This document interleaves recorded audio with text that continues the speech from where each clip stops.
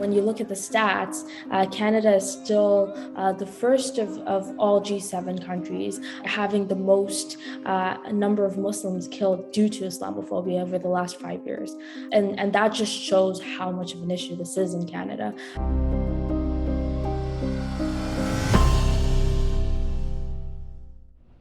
So 1 year ago, on June 6, 2021, a family in London, Ontario, was just out on an evening stroll and had been brutally terrorized and killed by a passerby who was driving in a truck.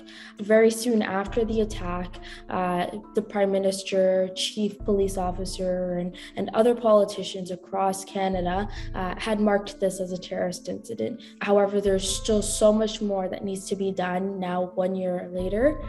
Islamophobia in Canada is real. It's real that a family was killed in London, Ontario. It's real that just a few months before that, a man was stabbed outside of the IMO Mosque in Toronto, Ontario, just for being a volunteer at the mosque. It's real that a few years ago, 6 men were killed at the Quebec City Mosque.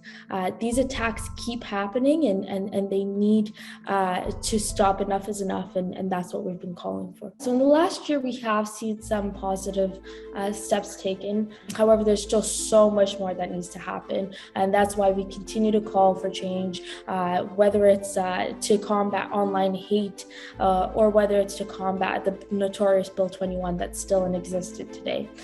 So there's a number of issues that do exist systemically that lead to continuous attacks in our society, that lead to the continuation of such incidents. In the last year, we have seen white supremacist organizations such as the Proud Boys and the 3%ers being listed as terrorist entities, but the reality of it is that there's still over 200 that have the ability to cause hate and plan these violent attacks on a continuous basis.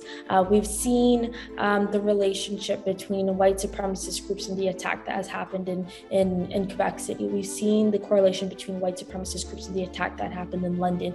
We're seeing the effects of these groups within our society, and it's time that we do tackle it from the core and list these groups and call it for what it is, which are hate-motivated and terrorist groups.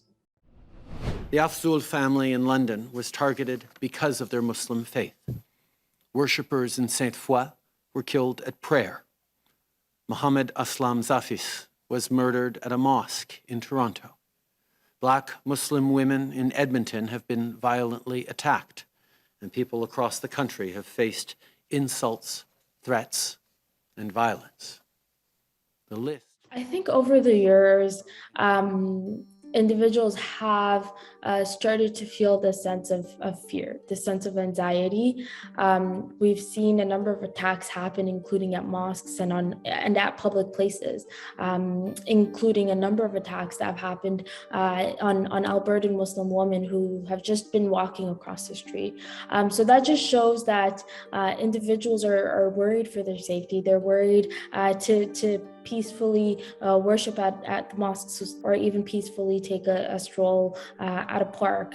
And this should not be a sense that we're feeling, especially because a number of individuals have come to Canada with the recollection of it being a multicultural and diverse country.